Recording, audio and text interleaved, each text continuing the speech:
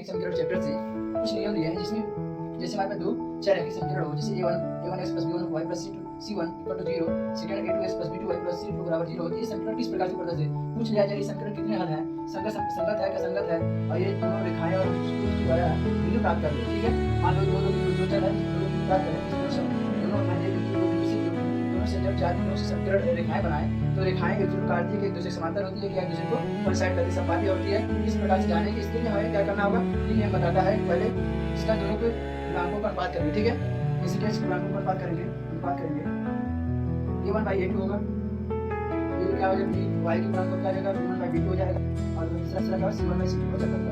अब हमें तीन कंडीशन मिलता है, जैसे कि पहले मिल जाएगा कि जैसे तीनों बराबर हो जाए, a1/a2 हो जाए, b1/b2 हो बराबर c1/c2। इस प्रकार से अगर हमारा अनुपात प्राप्त हुआ, जैसे कोई समीकरण दिया है तो कहेंगे इसके अनेक हल है, अनेक हल, जिससे बोल सकते हैं अनंत बोल सकते हैं, अनंत हल है। और ये जो दोनों रेखाएं जब अनंत हल होगा तो दोनों की रेखाएं जो होगी समपाती हो जाएगी। ठीक है, और जैसे बोलेंगे संगत समीकरण, ऐसा समीकरण बताएगा संगत समीकरण, जैसे कि तीनों बराबर ना हो। ठीक है, जैसे a1/a2 not equal to b1/b2 not equal to c1/c2 नहीं है कि इसकी केवल एक हल है, केवल एक हल है, इसे अद्वितीय बोलते हैं। ठीक है, अद्वितीय हल।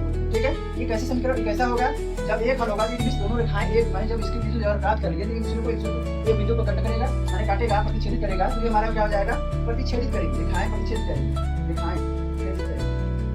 एक हल हो गया। इसे बोलेंगे संगत समीकरण।